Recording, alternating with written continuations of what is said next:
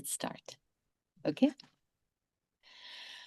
Most UAE businesses have one supply chain risk they have never modeled, and it's the one that will hurt them the most. Hello, and welcome to Insights with me, Farzana Muhammad, Uncut Conversations That Matter, where we go beyond surface conversations to bring you real insights across business, wellness, and life. If you find value, please do not forget to like, share, and subscribe my channel. So, this episode is part of our resilience series. If you have missed the earlier episodes on financial and operational resilience, I would highly recommend go back because each conversation builds on the other. Today, we are talking about a pillar many organizations still treat as operational until it becomes a survival issue: supply chain. And right now, this is not a future risk, it is already playing out globally and impacting businesses here in the UAE. And joining me again is Mr. Sarma, a business resilience expert who works with organizations to strengthen how they operate under disruption. So, Sarmaji, great to have you back. Thank you, and it's a pleasure that you're continuing the series. It's wonderful. I'm really enjoying it. Okay, so let's get straight into this. After our last episode, one question I'm going to forward it to you to respond to, which came up from one of the audiences. And the question is, if leaders are already aware that their teams are disengaged, why are they still not addressing it directly? I know you've spoken in details in the last episode, but please, if you don't mind responding it again. Sure. So, as I was saying in the last episode on people resilience, I spoke about it's not just about the team members getting disengaged, it's also the team leaders who are getting disengaged. There is the managers and the key position holders. They have also started to get disengaged from the organization and look at it more of a transactional process. Mm, Because of that thing, they often do not take up the context of addressing these challenges and issues. okay. And even in a SME or a entrepreneurial organization, Mm-hmm. sometimes there is a misconception or there is a theory where time will resolve things. So some people leave it to those kind of contexts also, which most often do not work, but then that's how they've been taught. Mm, It's like that driver and cleaner mentality. The driver, even after from a cleaner, when I become a driver, I still teach the way my driver thought, not how the new generation is looking at. So, these things are there. So, yeah, we can refer back to the previous episode on people resilience, on understanding a little more on this, but mm, it comes down to that probably the people themselves are disengaged, or mm, if you're talking about the founders and entrepreneurs, it's probably they're just tuned in an old language which is no longer suitable. which is no solo. Well said. Okay, so let's dive into today's topic. And when we look at supply chain resilience today, um, it's not just about the systems or the suppliers.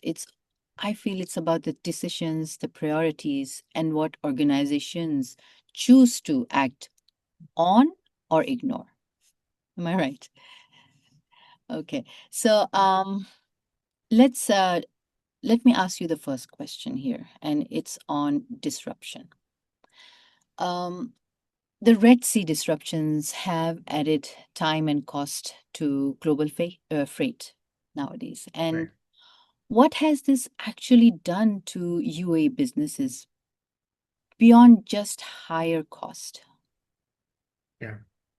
So that's a very, very important question that people have to understand. Like the supply chain disruption, which has happened now due to the Mm, Red Sea Strait of Hormuz, is one is of course the cost, which everybody is talking about. But absolutely. beyond the cost, one, it is completely disrupting the planning of the organization, planning productivity, whatnot. Like for example, an organization like Ashok Leyland has a lot of orders. Mm-hmm. They also do a lot of exports from this region, Yes. but they don't have the raw material. Raw material hasn't come. Now, should they run the factory? Can they plan the shift? Can they, how many days can they work in the next week? Complete planning is in heaven.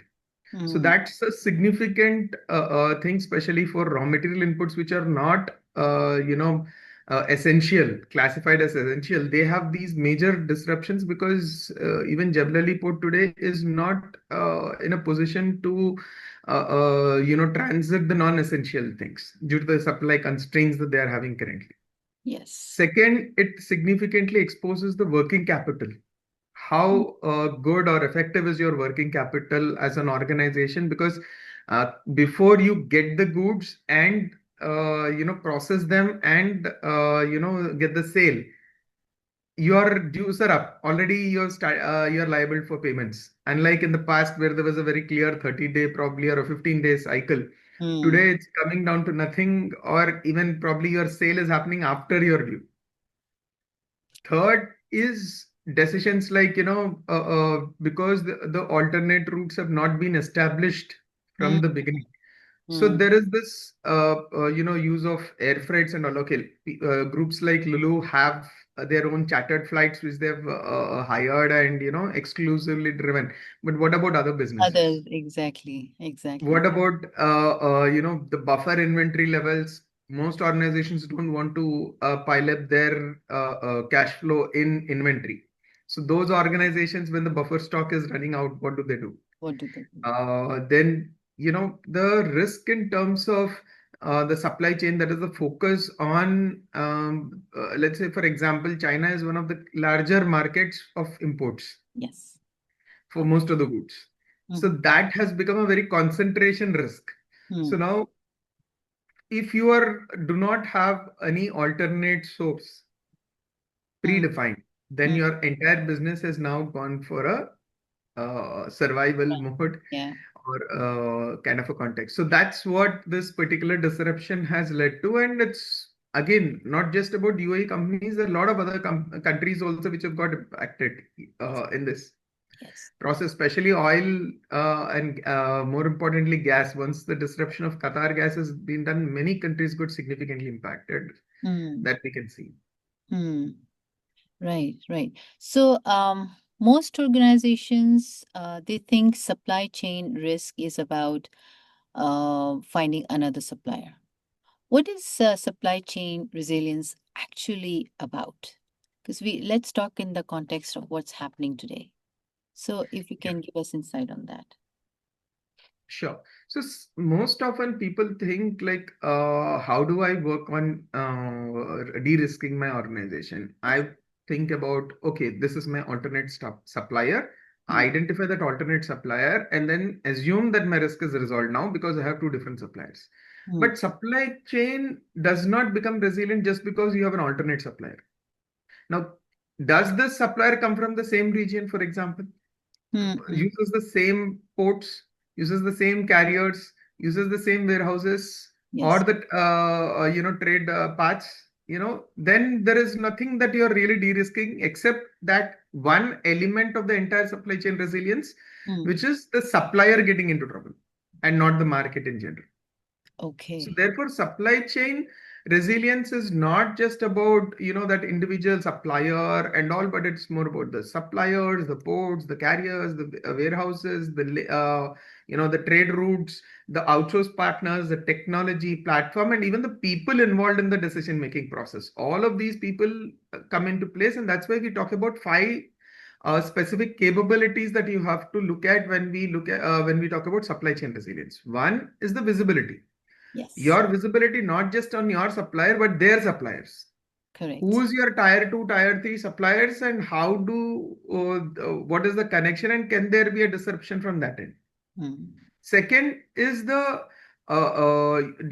having an alternate supplier on paper Mm-hmm. or having a real alternate supplier who is tested already and on the product quality, delivery capabilities, tested for their routes. Are they, again, as I was mentioning, are they having the same routes or there are different routes that they were using? In use. Okay. And third is the buffer design. How is your buffer design completely? How many days of critical stock are you holding? Okay. That is the buffer stock. How many days of it are you holding for these critical items, especially Mm-mm. ones that you cannot source locally? Hmm. So those, what is your buffer design and how are you working on it? Then fourth is your decision right. So as leadership, leaders of the organization can who is the one who's taking the decision? Yes, this Hmm. is the time, let us de-risk ourselves and move to the next supplier, Mm-mm. or go to another supplier, trade route, or go to this emergency spending and so on.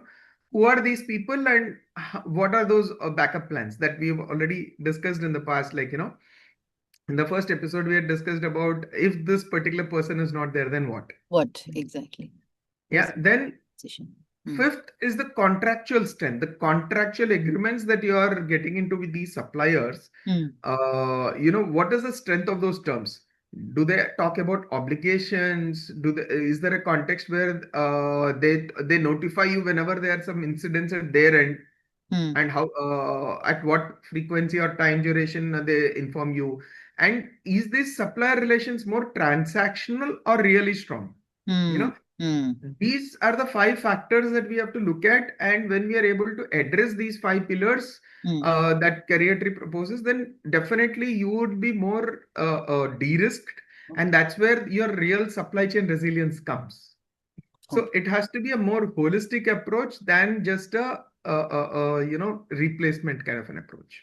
Yeah. So it sounds like it is less about the supplier, is more about your visibility and your decision making at the time. Yeah, so it is not just the supplier. So supplier is one element of it. He's Correct. also is probably a very critical How? element. Hmm. But above and beyond, who, like, for example, I'll just give you one of in my network clients. They have these corporate gifts. Hmm. Hmm. Let's say these mementos and all that you give, Correct. the shields that you give. Hmm. So when you go back to their tier two, tier three, in UAE, there are only two or three suppliers who really import those basic raw materials. Okay. Okay. So you may see hundreds of corporate gift manufacturers, but Hmm. you go back to who are the people who are giving us, bringing in these raw materials, it's only two or Correct. three people. Correct. And all of them are getting only from China. Right. Maybe. Like at least 90 percentage comes only from China. So the minute that trade route is gone, minute out of Hmm. these three people, one of them gets impacted. Hmm. Forget about the current crisis situation. Hmm. You are significantly impacted. The cost gets zoomed up significantly. The availability becomes a problem. So Right. that's what we are talking about, visibility. Hmm. Then option, having those pre-qualified routes. So now if something happens to this particular Jebel Ali port, it's Hmm. not about just this crisis. Even Hmm. before, when there was the incident in 2024, when it happened, Hmm. they had to there was the supply chain blockage. The Hmm. ports were completely blocked and over utilized. So then you had no choice but to really look at delayed Okay. inputs. Right. Right. Right. Cost increases because of the delayed, so those are the optionalities. Then you have the buffers. Yes. Like if you see automotive context, they let's say a car manufacturing like a Hyundai or a Toyota, they create these large SEZs, economic zones kind of. They have all their tier two, tier three suppliers within that zone, Okay. because so that will ensure, because they're within that place, they have that control on those people. They can ensure that the buffer at their end is limited to few hours, Hmm. because the manufacturer is just nearby. Yes. It's So just like. the potential of disruption is very, very limited. Hmm. And they don't have one, they'll have two suppliers for everything Hmm. within that zone. Hmm. So this is how electronic manufacturers, Hmm. that is where this manufacturing, if you look at, for example, they build these ecosystems completely around themselves so that their buffer design is lesser. Yes. But is that possible for most of the All of. sectors? No. No. Right? For SMEs, definitely no. Then coming to tier three suppliers, Yeah. even within automotive, they cannot have every supplier within. Hmm. Even the tier three, when I say tier three, like the car manufacturers gets from somebody, Hmm. they get some one of the components from somebody, and they get from somebody. Correct. Let's say a There are screw. three people involved in Yeah, three this. people, Say, four people, they're different people. Now, how do you ensure that these layers are mm, taken care of and the buffer is available at any given point of time? mm, mm. And then if this particular supplier's decision maker or the internal organizational decision maker is a very bureaucratic system, five, six people have to approve, Yes. then to take those decisions in the to change the supplier or to change the route to de-risk the organization is Mm, not gonna is going to be very difficult and may not happen on time. correct. And contractual, as I said, like unless you have a contract which says like if you are disrupted, give me a notification within so and so time.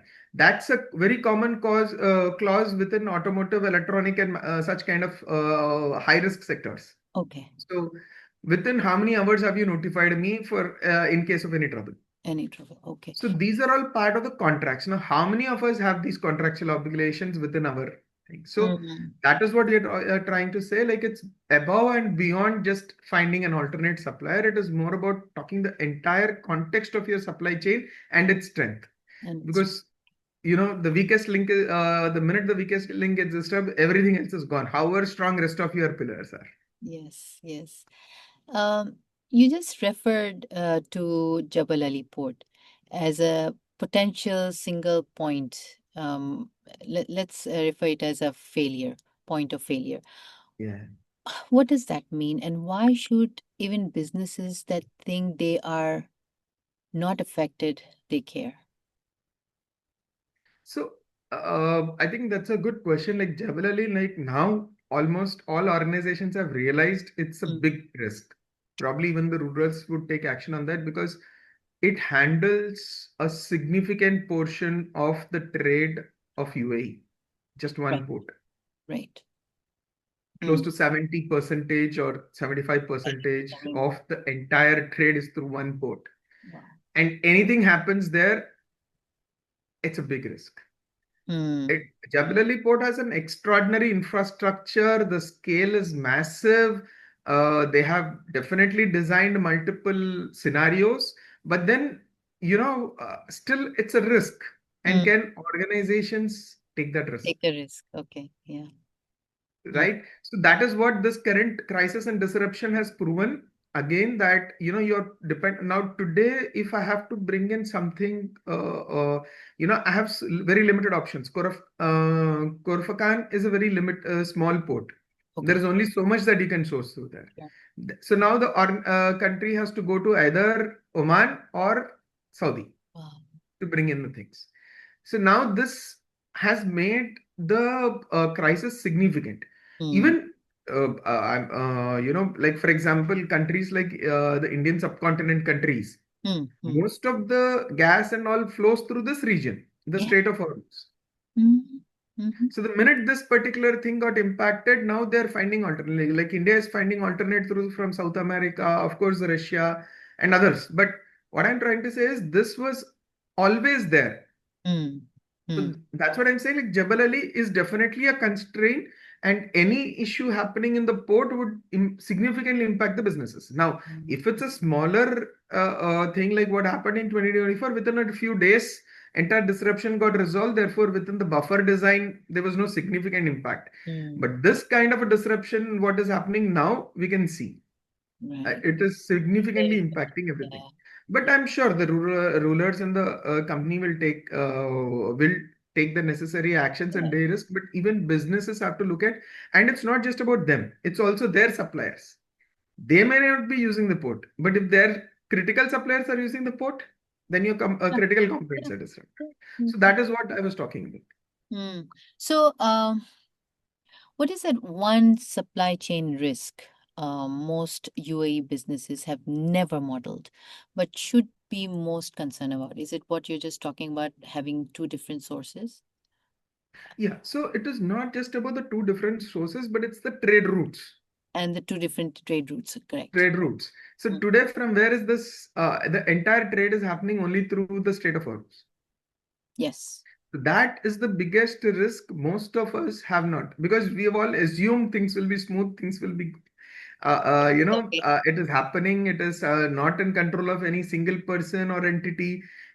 So like that is what people have thought, and they've assumed that things will be great. And that is the single biggest risk which is now come out as a major deterrent for the entire economies in Yeah. this region Yeah. Yeah. and beyond also, of course. Yeah. So that is, I think, one thing, that how much they are exposed and how much their suppliers are exposed to this particular trade route is Mm. something which most of the organizations have never modeled out. Mm. But again, I would not fully blame this also, because it's not easy to find an alternate route, or it may not make an economic sense during normal times Okay. to Makes. have that. But to explore and keep it ready is Mm. what is more important. Have you built that scenario? Have you worked on that? And have you reviewed? See, first time you have to do, as I said in the past, it has to be an actual scenario modeling. Assuming you don't get what is the alternate, test it, make sure that the goods come in. Once that is tested, then you can do a tabletop exercise of refreshing it.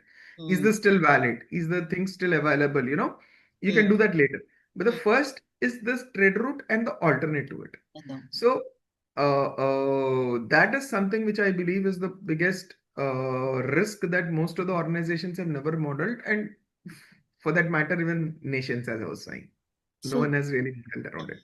so in a general context, is it lack of awareness, or is it the reluctance to face the reality? In either case, what do you think is the reason?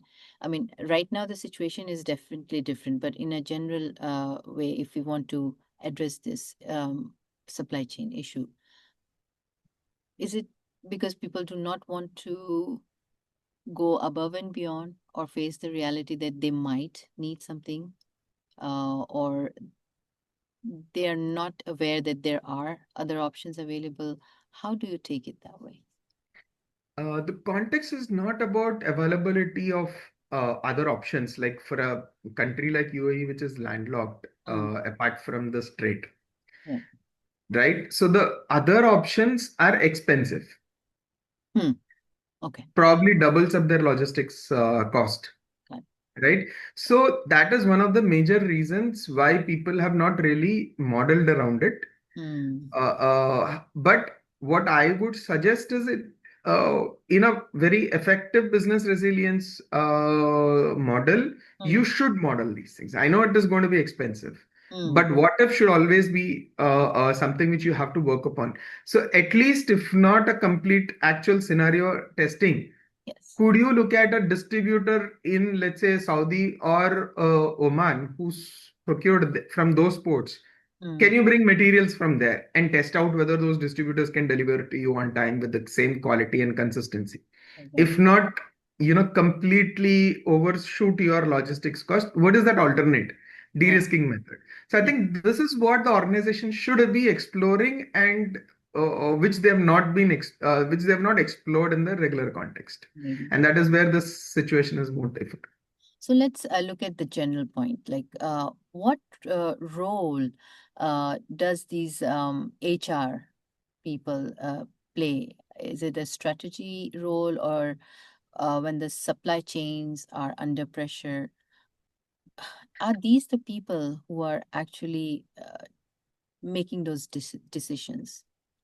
Because, So mhm, yeah, so I understand.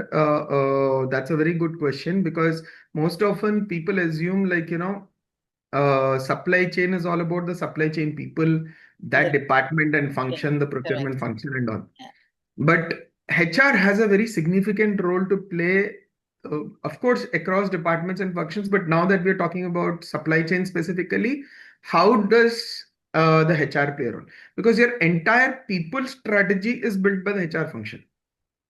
Okay. Yes. They have to look at ways in which how they can de-risk the organization supply chain.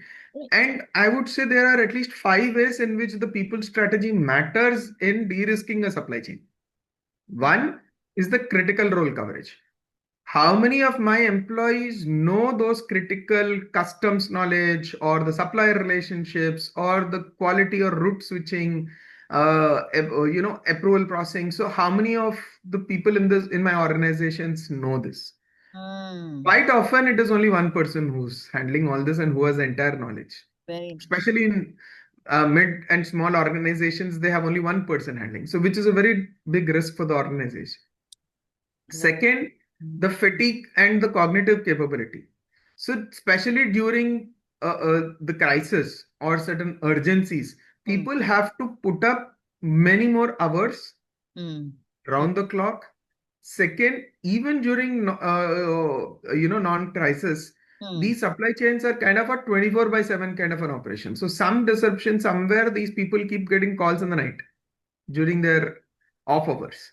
They Okay. have to respond to them. They have to, especially global organizations, Mhm. the employees have this major thing like, they have to be kind of available for 24 by 7. Imagine an organization which has a branch in US and Australia and in UAE. Uh, They're like have to be available 24 by 7 for any queries and questions. Absolutely. So these is something which HR has to model out Mm. along with the department heads. Then the cross-functional communication. What is the communication? How effective is this communication? And HR plays a significant role in ensuring these communication channels are open and effective, cross-functional, especially with the leadership and the customer. Is the right person directly handling with the customers, not just the suppliers? If there is a thing like how does this customer response goes, you Mm. know, Mm. this communication channel is the third thing. Mm. Fourth is the workflow's flexibility. If the person goes on leave, Yes. are still the entire business being operated by these one or two people, or is Mm. he able to take a break?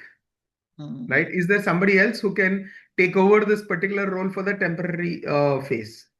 There has to be those multiple people involved who can do that. Then supplier side people risk is another thing where HR has to work with the supply chain to understand who are these key people, whether the single point of contacts can get into trouble, and that trouble will impact the organization or not. You 100%. know, so people not just at the organization side but also at the supplier side. So these factors is what a HR has to look at and therefore work on these things. And what people therefore have to understand is while HR department is not moving the logistics, the people who make these movements happen are something which the HR has to facilitate, along with, of course, the respective function. The supply chain department has to work with them. But again, it's not like, HR is completely responsible. It's a joint responsibility and they have to Yeah. work together. Yeah. Makes sense. Previously, you talked about certain checklists. So, considering today's topic, what are those top three questions organizations they consistently fail to answer if you are there? Right. So one, as I said, like it's the question of that single trade route or single Yes. node across yours and your supply chain, Mm. supplier's supply chain. Mm. That is something which you will have to identify and put. That's the first question that you will have to ask. Ask. Okay. Second is what is your buffer stock? Mm. Frequently, as I said, like people, they design for the cash flow context. I should not lock my cash in the inventory this low, and it's a very important financial factor. I'm not denying that. Yes. Your too much of your cash should not be stuck with your inventory levels. Inventory Correct. levels should be optimized. Even concepts like lean talk about that. But Yes. then there is also the buffer. The same lean concept talks about Kaizen, your buffer supermarkets. Mm. Mm. So, how is your buffer designed? How effective is it, and how much of impact is it causing? This is something that we will have to work on and understand. Third is how, in how many hours or how many days would you get the information from your supplier if they have got into some trouble? If Mm-hmm. there is an incident which is stopping Very the factory or the specific line that you are supposed to get, within how many hours or days do you get this information? important. Technically, it should be hours, but most often it happens in days because unless and until you call and ask them, you don't get that information. Really? In Oh, your contract, you have not mentioned that they have to inform, and so that's therefore they are important. not obligated to inform you, and they don't inform. Right. So these are the things that we have to definitely look at And I think in supply chain, these become very critical, which people often miss. And Mm. therefore, it becomes a major risk for the supply chain resilience. Yeah. Okay. Okay. So, eh, if a CEO, say a CEO is watching our episode right now, what is that one question he should go back and ask the team tomorrow? Because it's Then ask the ask his team tomorrow. What should he go back and ask? It's important, isn't it? Yeah, yeah, definitely, definitely. The most important thing that you have to ask your team is, have you mapped your entire supply chain? So that's extremely important. Extremely important. Have you mapped it? And at what level of detailing have you mapped it if you have mapped it? So important, right? That's Okay. very important. Yeah. So who are their suppliers? From which trade routes do you get that if it is from out of the country or within the country? Mm, And you know what, at least up to tier three, you should go in terms of detailing these maps. mm, mm. And what are their people risks, what are their financial risks, what are their trade route risks or supply chain risks and all. So you have to do almost a business continuity plan mapping at each of your supplier and all too. Correct. That is, you don't obviously sit and do that, but you ask them if they have a plan. If not, you have to ensure that they do it and come back to you. That is something which the leaders have to now focus and ensure that these continuity plans are put across the chain and not only at their level. So, In fact, in sectors like automotive and electronics, there are frequent visits by these every year or twice a year, depending on the organization. They do these visits to tier two and tier three to make sure things are as per the contractual terms, as per the expectation. There are no new risks which have been identified at all. So right, that is what organization, at least large organizations, have to get into and do it. Once they ask their tier 2, tier 3, and the tier 2 also does, tier 3 also does, then there it goes to the tier 4 and tier 5 to the end supplier. right. So that would become a complete de-risking of your chain. Mm, okay. So, if suppose a business who is sourcing 70 to 80% of inputs from one country, what should be their next 90 days look like? Right. What what That's what is that important. one action they should take immediately? So, so first it is there is a roadmap like 30 days, 60 days, 90 days. There are things that you have to do.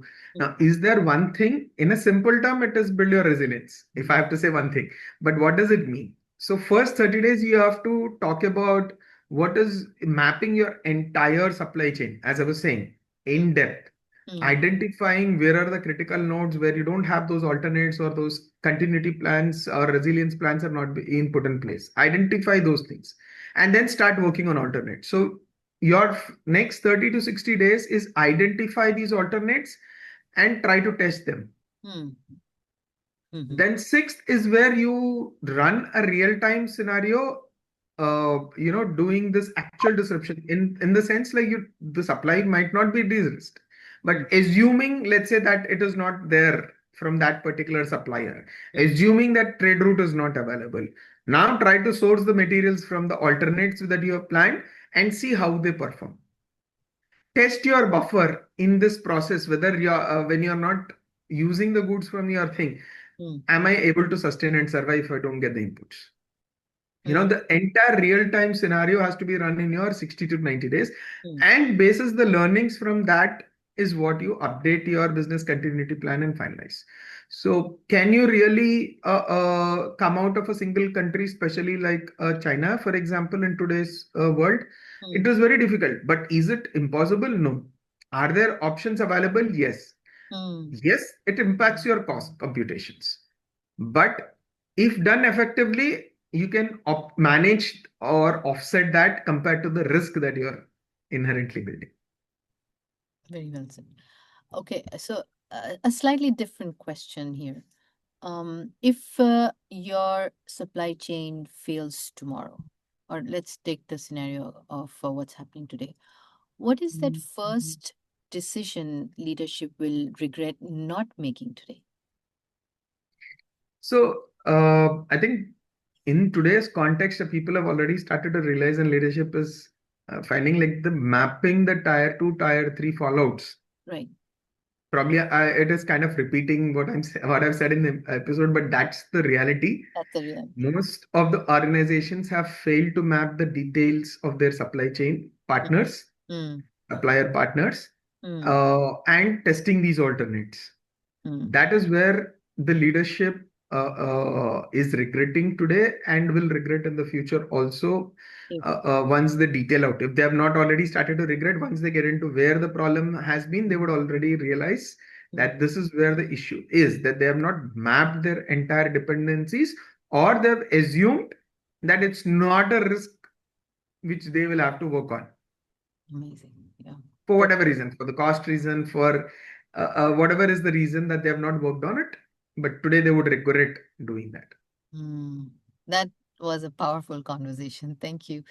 And just a reminder that supply chain is no longer just operational, it is strategic. And most risks don't come from what we know, but from what we have never taken the time to model. So thank you so much, Sharmaji, for your Thank you. sharing your insights today, and to everyone who is watching. What is one supply chain risk you are seeing today that isn't being openly discussed? Share your thoughts in the comments, and we will take them into our next episode. And if you have found this valuable, do like, share, and subscribe to Insights with me, Farzana Muhammad, because these are conversations that matter. For now, thank you very much.